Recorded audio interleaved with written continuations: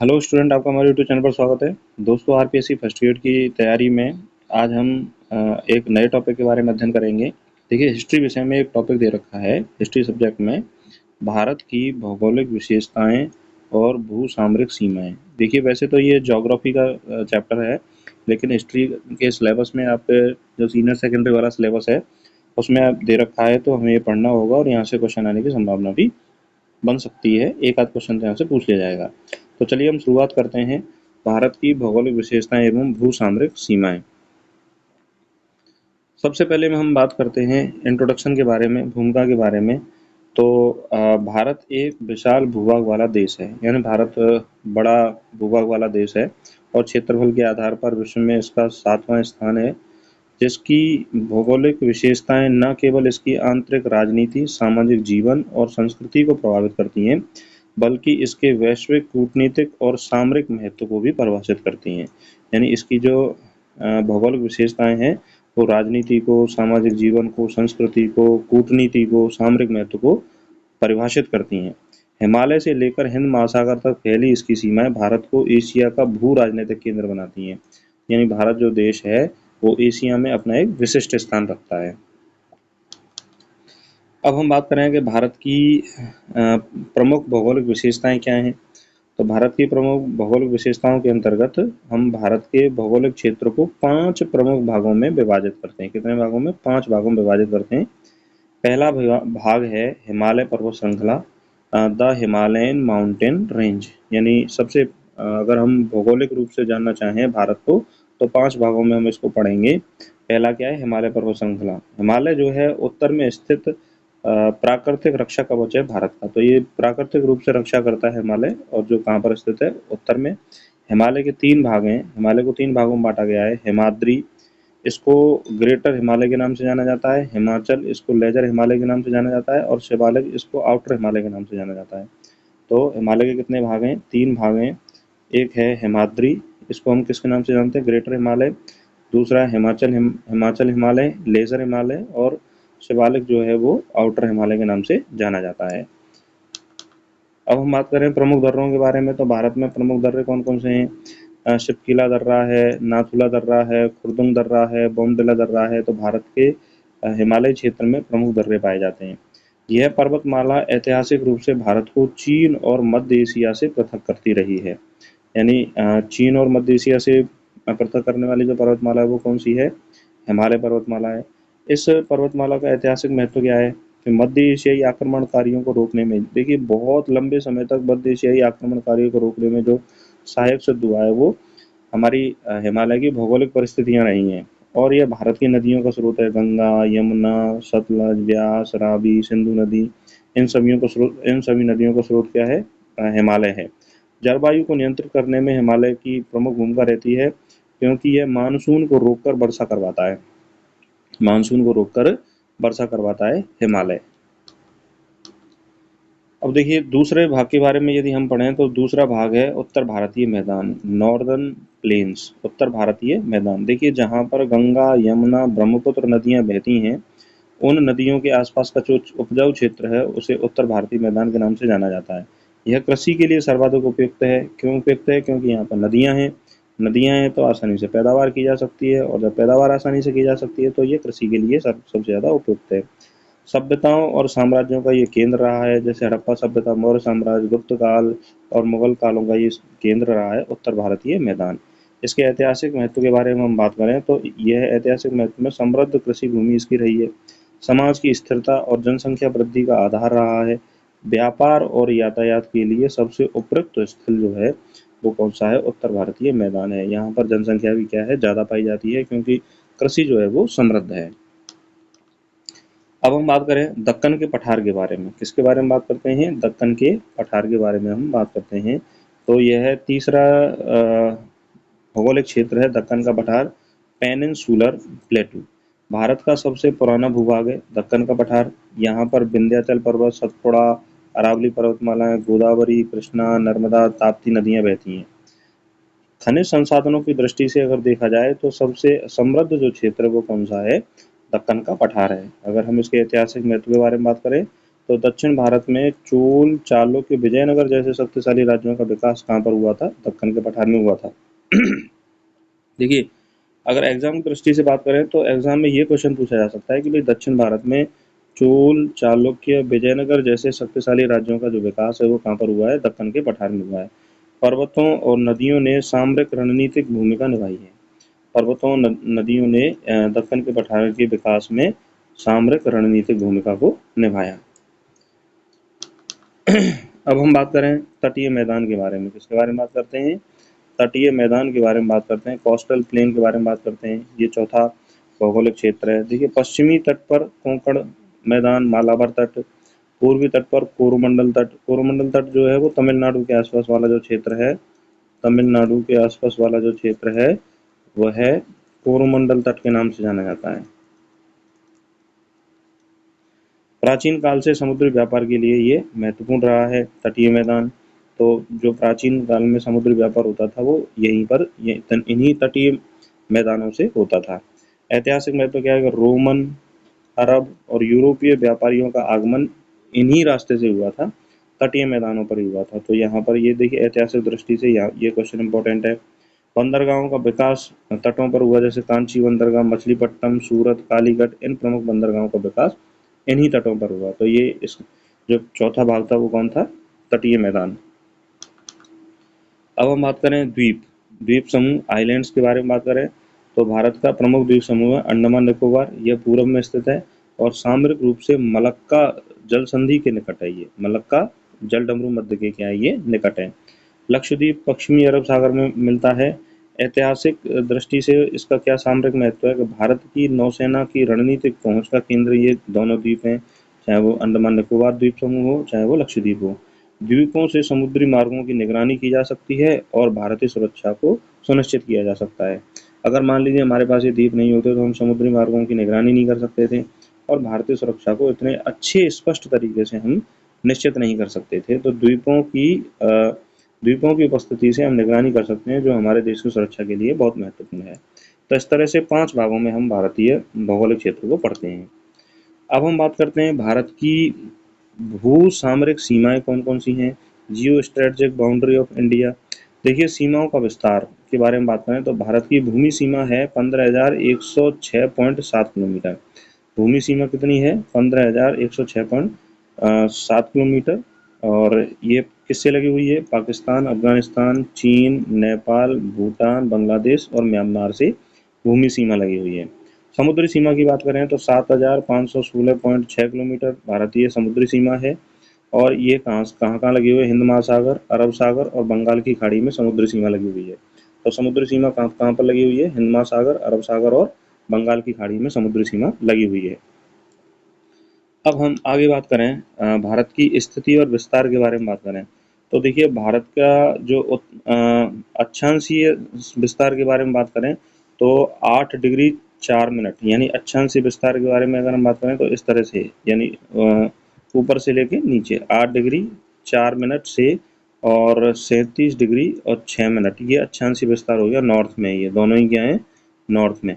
और अगर हम देशांतरीय विस्तार के बारे में बात करें, इस तरह से देशांतरीय विस्तार होगा तो 68 डिग्री 7 मिनट से पूर्वी देशांतर है ईस्ट, और 97 डिग्री 25 मिनट इसका पूर्वी देशांतर है। तो नॉर्मली कभी कभी ज्योग्राफी के क्वेश्चन में पूछ लिया जाता है कि भारत का जो स्थिति और विस्तार कितना है।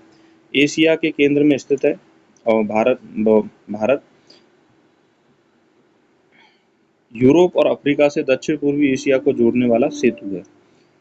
यूरोप और अफ्रीका से दक्षिण पूर्वी एशिया को जोड़ने वाला सेतु कौन है? हमारा देश भारत है। इसका अक्षांशीय विस्तार क्या हो गया? 84,376। और देशांतरीय विस्तार क्या हो गया? 687 97 25। ऐसे याद रखेंगे, 687 97 25। तो इस तरह से हम इसको याद रख सकते हैं।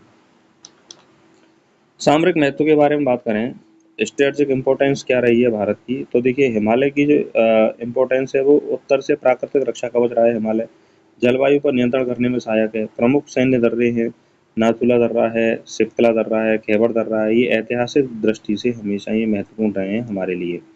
हिंद महासागरीय क्षेत्र की बात करें तो भारतीय नौसेना की उपस्थिति हिंद महासागरीय क्षेत्र में रही है। नौवहन नियंत्रण रहा है, यानी कि नौसेना का नियंत्रण रहा है और व्यापारिक मार्गों की सुरक्षा करने में ये सहायक रहा है। हिंद महासागर, अंडमान निकोबार द्वीप समूह की हम बात करें तो अंडमान निकोबार द्वीप समूह मलक्का जलडमरू मध्य के पास स्थित है।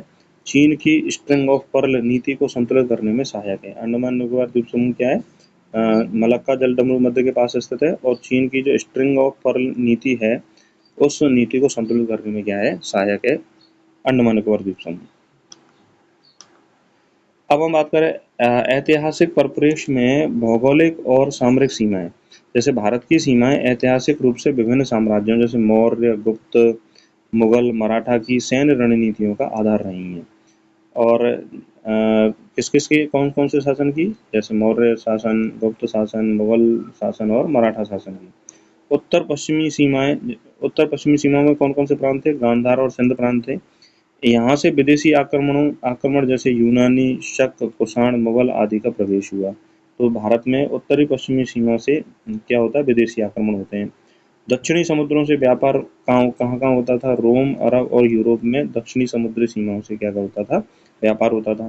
ब्रिटिश काल में समुद्रिक शक्ति के बल पर भारत में संपूर्ण विजय प्राप्त की। तो देखिए, अंग्रेजों ने समुद्र की शक्ति के बल पर भारत में विजय प्राप्त की थी ब्रिटिश काल में।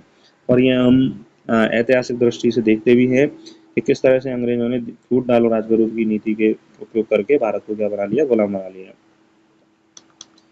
अगर हम बात करें वर्तमान संदर्भ में भू सामरिक सीमाओं का महत्व क्या है? देखिए, हमारा जो भारत है वो कई देशों के साथ सीमा विवाद चल रहा है। जैसे चीन के साथ लाइन ऑफ एक्चुअल कंट्रोल में, पाकिस्तान के साथ लाइन ऑफ कंट्रोल पर सीमा विवाद है, म्यांमार से सीमा विवाद है और नेपाल से भी हमारा सीमा विवाद है। सुरक्षा बल की बात करें तो हमारे भारत की सुरक्षा बल कौन कौन से हैं? बीएसएफ है, आईटीबीपी है, इंडियन नेवी है, कोस्टल गार्ड जैसे बल सीमाओं की रक्षा करते हैं। तो सीमाओं पर कौन कौन से तैनात हैं? BSF, ITBP. बीएसएफ तो पाकिस्तान वाली सीमा पर, आईटीबीपी चाइना वाली सीमा पर और इंडियन नेवी समुद्री सीमा पर और कोस्ट गार्ड जो है वो समुद्री सीमा पर क्या करते हैं? सुरक्षा करते हैं। भू राजनीतिक भूमिका में भारत सार्क देशों का और सदस्य है, बिम्स्टेक का और क्वाड जैसी संस्थाओं में सक्रिय भूमिका निभा रहा है।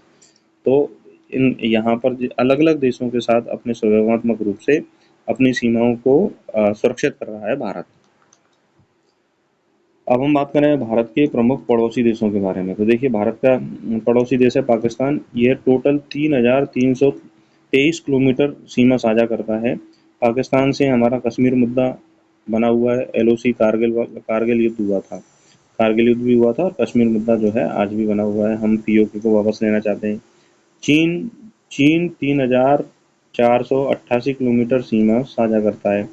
एलएसी विवाद आज भी चीन के साथ बना हुआ है। डोकलाम विवाद हुआ था हमारा चीन के साथ और अरुणाचल विवाद भी हमारा चीन के साथ बना हुआ है।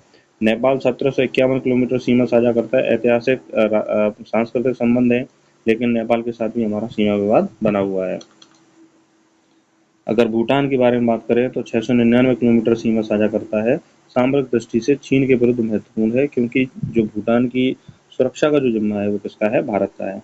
बांग्लादेश के साथ सबसे लंबी सीमा लगती है 4,096 किलोमीटर की सबसे लंबी सीमा लगती है। सांस्कृतिक और भाषाई निकटता बांग्लादेश के साथ भारत रखता है। और म्यांमार के साथ 1643 किलोमीटर की सीमा लगती है। उत्तर पूर्व के लिए बहुत महत्वपूर्ण है भारत के लिए म्यांमार। अफगानिस्तान से 106 किलोमीटर सीमा लगती है, जो पाक अधिकृत कश्मीर से के माध्यम से ये सीमा लगती है। तो अगर हम अफगानिस्तान में प्रवेश करेंगे तो पाक पीओके के माध्यम से प्रवेश करेंगे, तो हमारा जो पाक अधिकृत कश्मीर है वहाँ से 106 किलोमीटर की सीमा साझा करता है और ये सबसे कम है, सबसे कम। तो सबसे कम किसके साथ लगती है? अफगानिस्तान के साथ लगती है। और सबसे ज़्यादा मैक्सिमम जो सीमा लगती है वो किसके साथ लगती है? बांग्लादेश के साथ लगती है। अब हम बात करें सामरिक दर्रे और चेक पॉइंट कौन कौन से हैं। देखिए, नाथुला दर्रा कहाँ पर है? सिक्किम में, जो चीन के साथ सीमा साझा करता है। खैबर दर्रा कहाँ पर है? पाकिस्तान अफगानिस्तान की सीमा पर है और यह ऐतिहासिक आक्रमण का मार्ग रहा है। इसी खैबर दर्रे से अरबों ने भारत पर आक्रमण किया था। शिप्ला दर्रा, जलपा दर्रा, लिपुलेख दर्रा, ये भारत और चीन व्यापार और भारत चीन व्यापार के प्रमुख केंद्र हैं और ये सैन्य मार्ग भी हैं। और मलक्का जलडमरू मध्य अंतर्राष्ट्रीय नौवहन का महत्वपूर्ण केंद्र है। मलक्का जो जलडमरू मध्य है अंतर्राष्ट्रीय नौसेना के लिए एक महत्वपूर्ण बिंदु है। यहाँ से हम अंतर्राष्ट्रीय स्तर पर चीन की जो गतिविधियां हैं उन पर निगरानी रख सकते हैं। भारत की समुद्री शक्ति के बारे में बात करें कि भारत की भाई समुद्री शक्ति कितनी है, कैसी है, नेवल पावर कैसी है। भारत के पास 2 विमान वाहक पोत हैं, एक है आईएनएस विक्रम तो दूसरा है INS Vikramaditya. Andaman Nicobar command Malacca जल डमरू मध्य की क्या करता है, निगरानी करता है। और ब्लू वाटर नेवी बनाने की दिशा में भारत जो है वो लगातार प्रयास कर रहा है। तो इस तरह से भारत की जो नेवी की जो शक्ति है वो वर्तमान समय में एक अच्छी नेवी मानी जाती है भारत की विश्व में।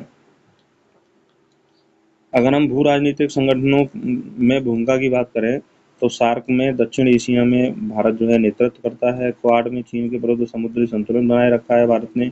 बिम्स्टेक में बंगाल की खाड़ी के क्षेत्र में सक्रियता से बिम्स्टेक सदस्यों के साथ सक्रियता से अपनी भूमिका को निभा रहा है भारत।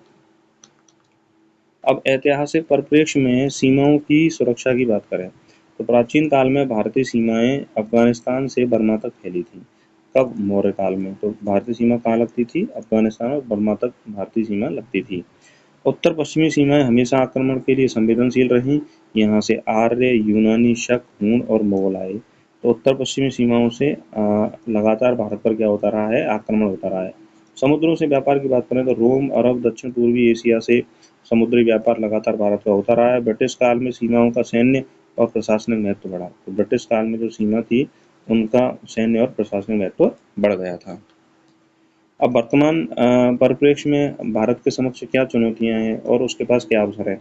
देखिए, भारत के समक्ष पाकिस्तान और चीन से सीमावर्ती जो तनाव है ये प्रमुख चुनौती है।